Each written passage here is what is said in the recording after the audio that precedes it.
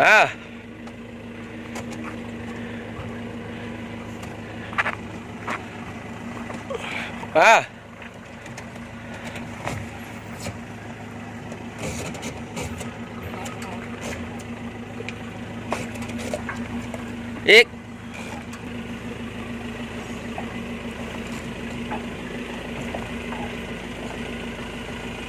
ก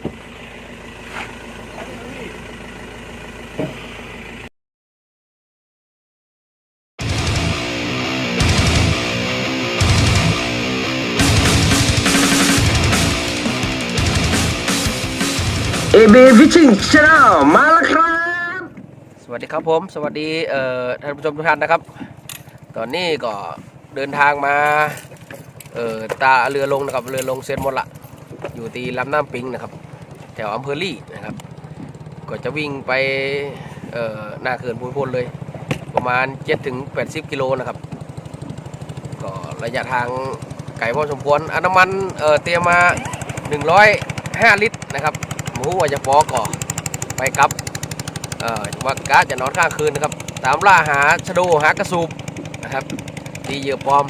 อย่างเดียวมากันนะอามก็ลองยืดเส้นยืดสายไว้ก่อนสวัสดีครับก่อนเนาะสวัสดีครับเล่ครับมากันนะแต่วันนี้ไม่ได้เอาเรือนะนะครับเอาเรือผมมาเองนะครับนี่ครับก็สัมภาระก็เต็มเรือจะลุงลังหน่อยน้ำมันเตรียมมา105 ลิตรนะครับโอเคยืดเส้นยืดสายก่อนเดี๋ยวก็จะออกเดินทางกันเลยครับประมาณ 70-80 กิโลไม่ก็ประมาณนั้นโอเคลุยครับวันนี้ทริปตามล่าหาชะโดหากระสูบครับเขื่อนภูมิพล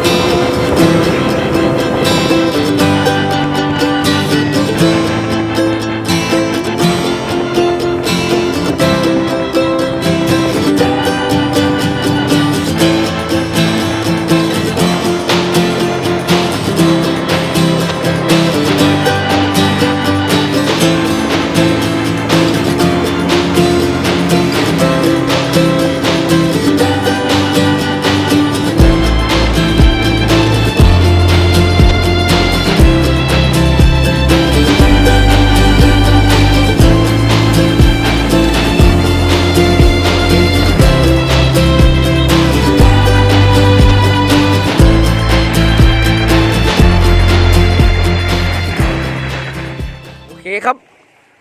ตอนนี้ก็ถึงแล้วครับเขื่อนภูมิพลนี่ครับอันนี้แค่กำลังถึงนะมุมมันกว้างใหญ่ไพศาลขนาดนี้เลยครับเปลี่ยนน้ำครับมาโอเคเพื่อการเสียเวลาก็ลุยแล้วครับเดินทางมา2 ชั่วโมงไปลุยเอาอย่างดีฮะโอเคลองดูครับซิงกิ้งอันดับแรก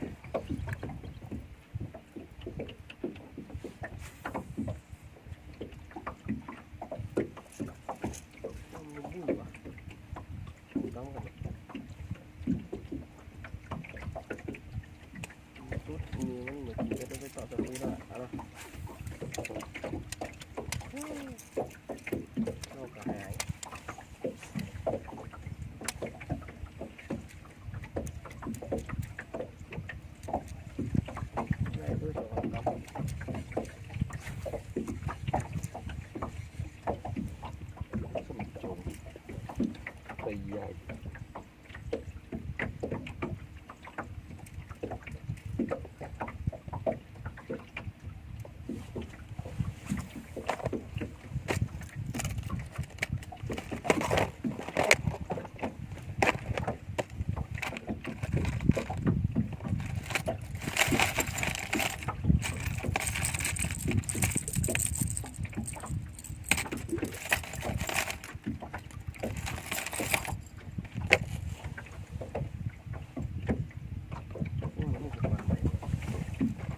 ตาโอมใช่ป่ะหน้าพี่อะ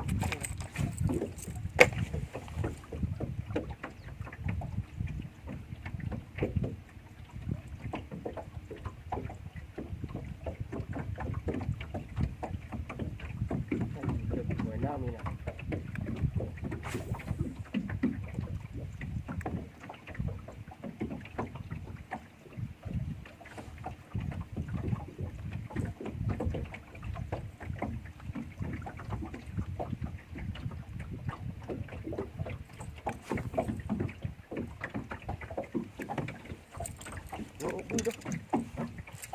เอาวะเฮ้ยหลุดโอ้หลุดเว้ย จระเข้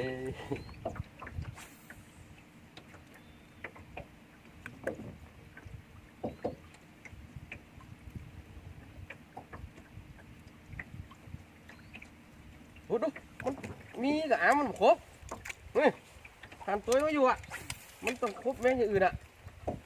มันครบจริงๆเห็นเนาะไอเห็นตัวมันอยู่อ่ะในหน้าอ่ะ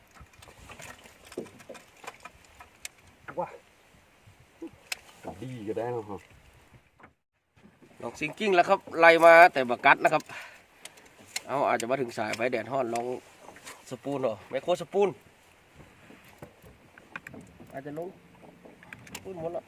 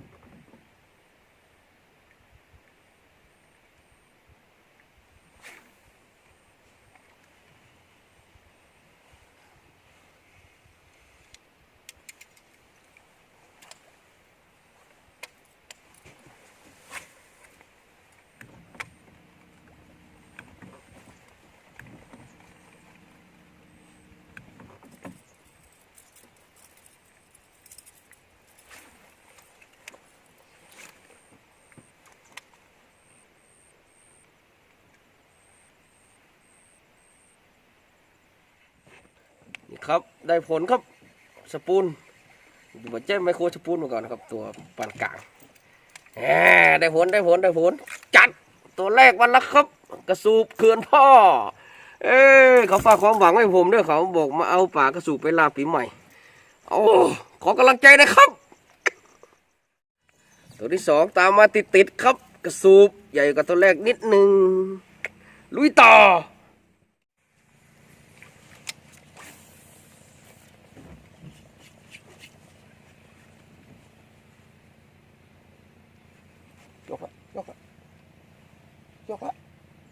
ยกเลย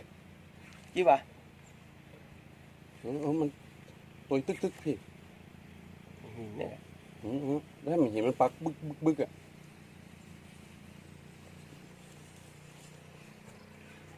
อันนี้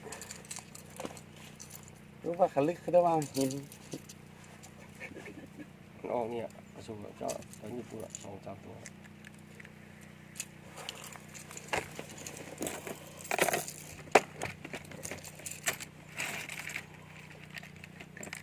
มาในตำนานไม่เบ้นมันนะ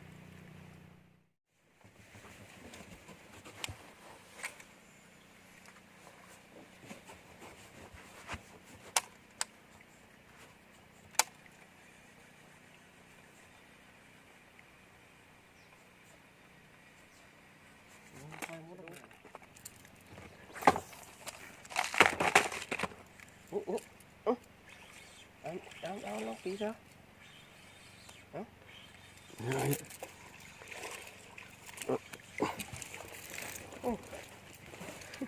ชะดูเจอลูกคอกชะดูใหญ่ ปล่อยไปนะครับ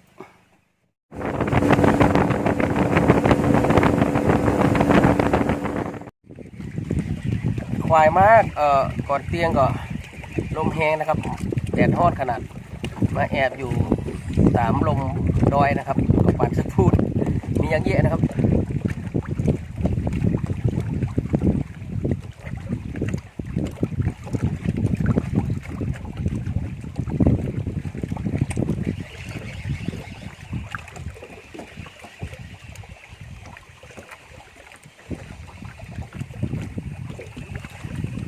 ปั่นสปูนมาอีกตัวแล้วครับกระสูกกินยากเลยครับลมแห้งเลยเนาะโอเค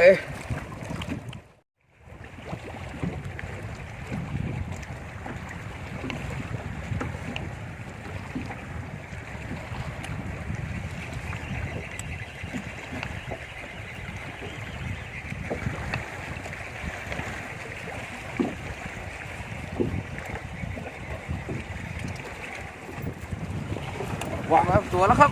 ลมเกินครับ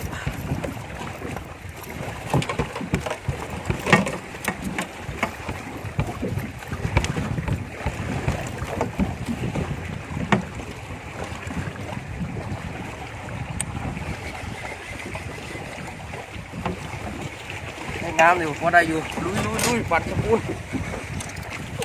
ผมไม่ยอมตัวได้ก็ได้ฮะ ที่ตัวไปแล้ว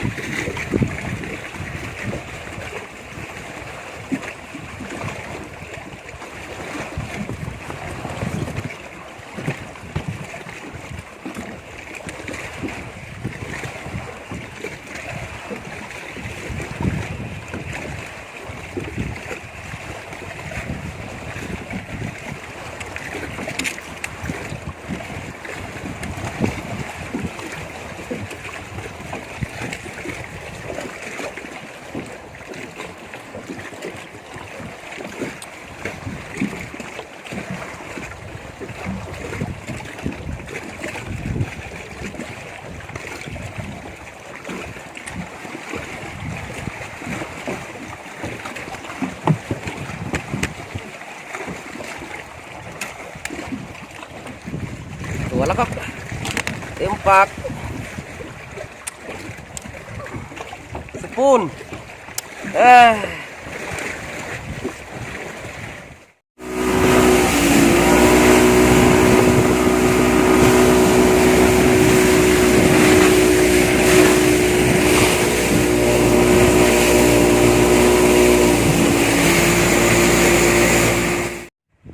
โอเคครับผมตอนนี้ก็แรงแล้วเนาะใกล้ค่ำละตะวันเกือบจะตกแล้วครับก็ได้ปลาวันนี้ก็ปั่นสปูนได้อย่างเดียวครับกระสูบ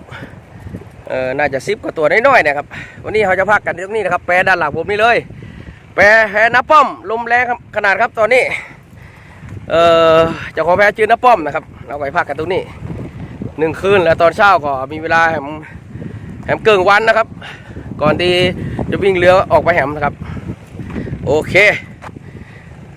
พักกันตรงนี้แล้วกันครับคืนนี้ครับคืนนี้เราจะพักกันที่แพน้าป้อมนะครับนี่น้าป้อมเจ้าของแพนี่รอเลยโอ้สะดวกสบายกล้องขวางนะครับมีทีวีให้ดูด้วยให้ดูตัวครับแต่สัญญาณมือถือนี่มันมีนะครับ มากับน้าอาม โอเคเดี๋ยวจะได้ดีอามกินข้าวอ่ะหรือว่าไหน กินเหล้าครับ จะกินเหล้าโอ้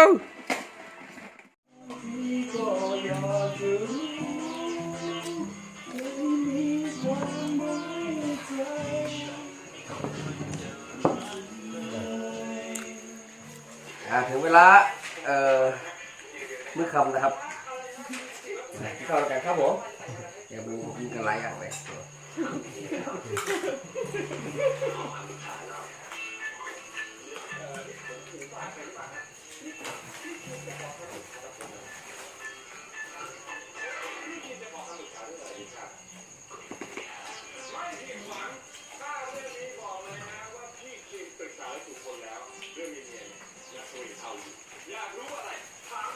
รู้ป่ะครับเนี่ยเรื่องจริงอ่ะเรื่องเลย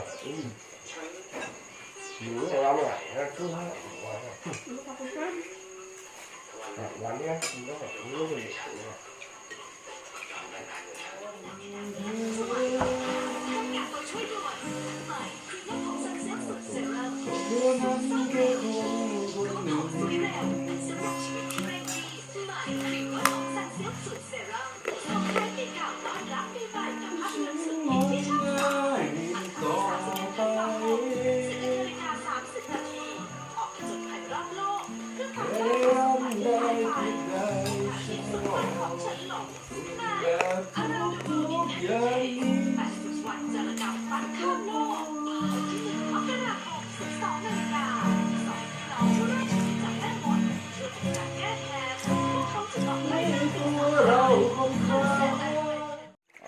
อาบน้ำก่อนครับ